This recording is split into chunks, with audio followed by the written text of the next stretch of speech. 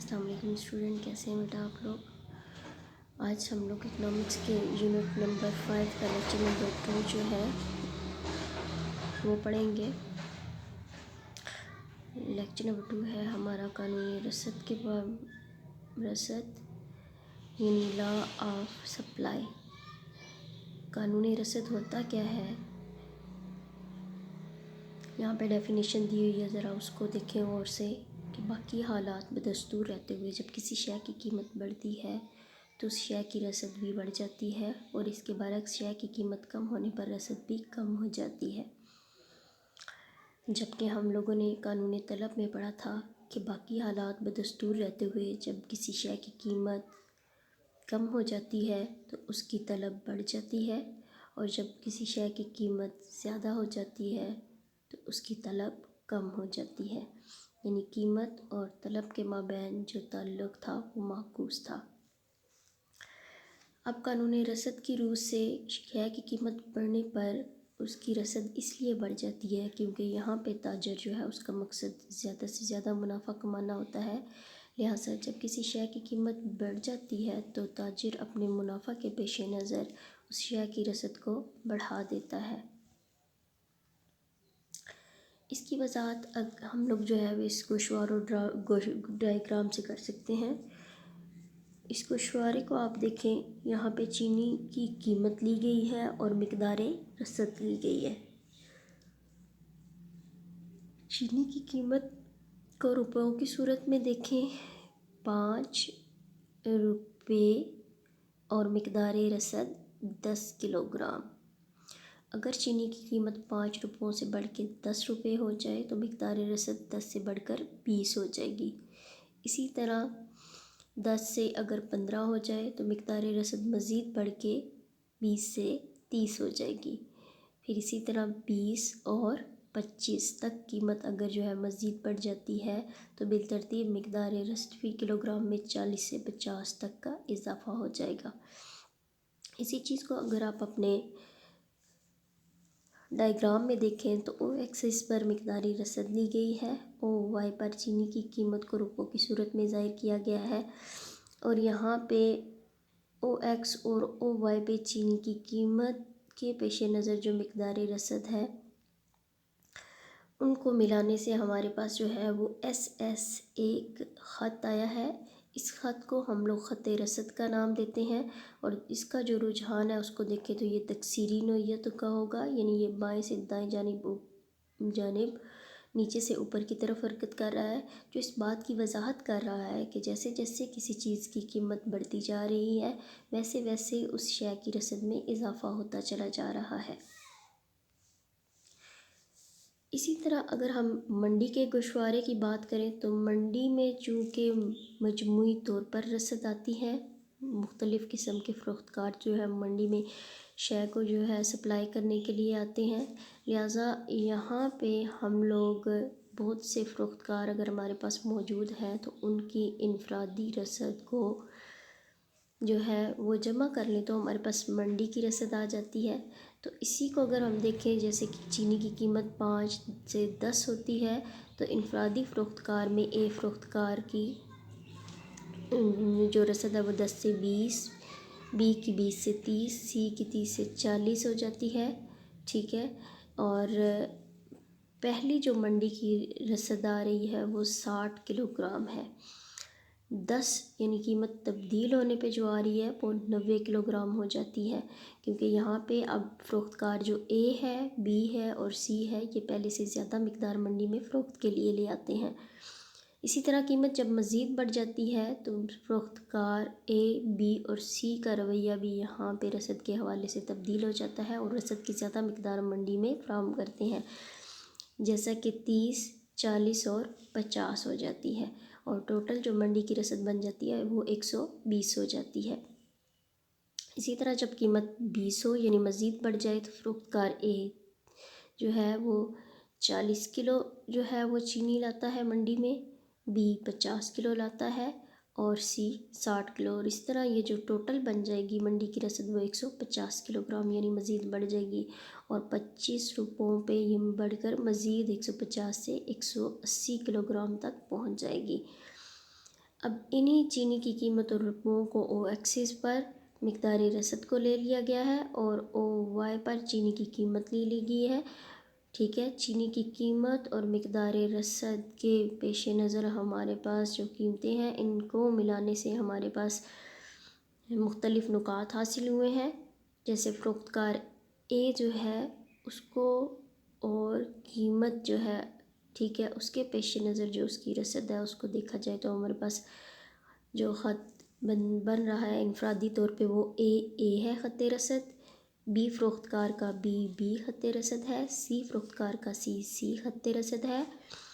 اور ان سارے خط رسد میں اگر ہم لوگ جو ہے ان کی رسد کو جمع کر لیں، ٹھیک ہے، تو منڈی کا خط رسد ہمارے پاس آ جاتا ہے جسے MN کا نام دیا گیا ہے، اور یہ منڈی کا خط ہے جس میں فروخت کار اے، بی اور سی تینوں کی مقدار رسد کو جمع کر لیا گیا ہے، اور ہمارے پاس جو ہے یہ منڈی کا خط رسد کا دیکھا جائے تو ہمارے پاس یہ خط موجود ہے، ٹھیک ہے۔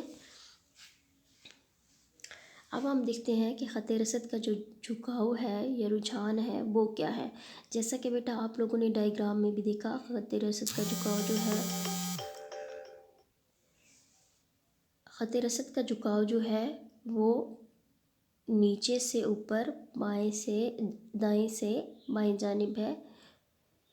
اس کی وجہ یہ ہے کہ جب کسی شے کی قیمت بڑھتی ہے تو فروخت کنندگان زیادہ منافع کمانے کی خاطر شے کی رسد بڑھا دیتے ہیں، اور دوسرا یہ کہ جب فروخت کاروں کو منافع کی غرض سے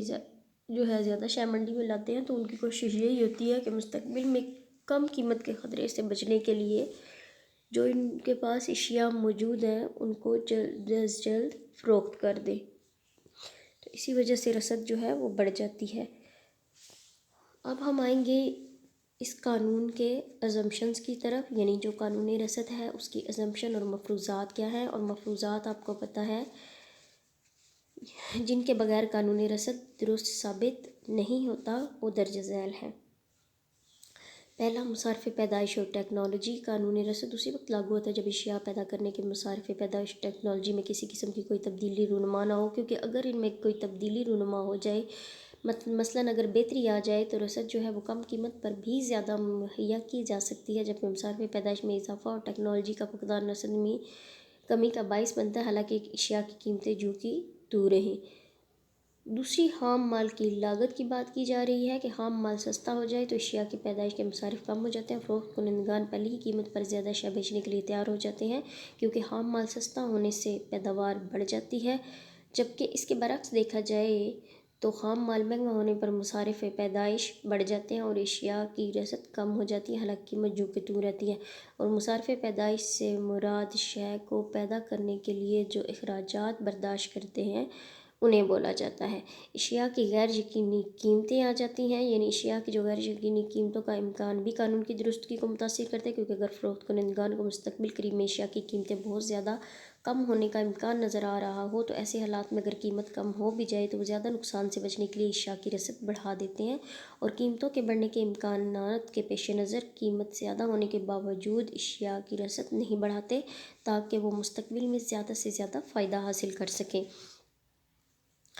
پھر عاملین پیدائش اور قیمتوں کے حوالے سے دیکھیں تو عام طور پر اشیاء کی رسد میں کمی عاملین پیدائش کی قیمتوں میں اضافے کا باعث ہوتی ہے، کیونکہ ایسے میں آجرین کے لیے منافع کا محرک کم ہو جاتا ہے اور وہ اشیاء کو فروخت کرنے کا ارادہ چھوڑ دیتے ہیں، اور اگر عاملین پیدائش کی قیمتوں میں کمی واقع ہو جائے تو اشیاء کی رسد میں اضافہ ہو جاتا ہے، کیونکہ ایسے میں آجرین کا منافع بڑھ جاتا ہے، ٹھیک ہے بیٹا۔ اب آپ یہاں پہ لفظ ہم آجر استعمال کر رہے ہیں تو آجر سے مراد وہ شخص ہوگا جو اپنی اشیاء کو فروخت کرنے کے لیے منڈی میں پیش کرتا ہے۔ اس کے بعد آ جائے گی حکومتی پابندیاں۔ اگر بعض حالات میں حکومت کچھ اشیاء کی نقل و حمل پر پابندی عائد کر دیتی ہے، ٹھیک ہے، تو اس صورت میں قیمت بڑھ جانے کے باوجود اس کی رسد نہیں بڑھائی جا سکتی، اور قانونی رسد جو ہوتا ہے وہ اس صورت میں درست ثابت نہیں ہوگا۔ اس لیے یہ فرض کر لیا جاتا ہے کہ حکومت اشیاء کی نقل و حرکت پر کسی قسم کی کوئی پابندی عائد نہیں کرتی۔ پھر متبادل اشیاء کی قیمتوں کی بات کی جائے تو یہاں پہ یہ بھی فرض کیا جاتا ہے کہ متبادل اشیاء جو ہیں ان کی قیمتیں نہ بدلیں، کیونکہ اگر ان متبادل اشیاء کی قیمتیں بڑھ جاتی ہیں ٹھیک ہے، یا کم ہو جاتی ہیں، تو اس صورت میں جو رسد ہوتی ہے وہ قیمتوں کے پیش نظر بڑھانی یا کم کرنی پڑ جاتی ہے، جو قانونی رسد کے اصول کے خلاف ہے، اور اس کے برعکس متبادل اشیاء کی قیمتیں بڑھنے سے ان کی رسد کم ہو جاتی ہے۔ پھر اس کے بعد ہمارے پاس اس کی لمیٹیشن آ جائیں گی کہ اس کی حدود کون کون سی ہیں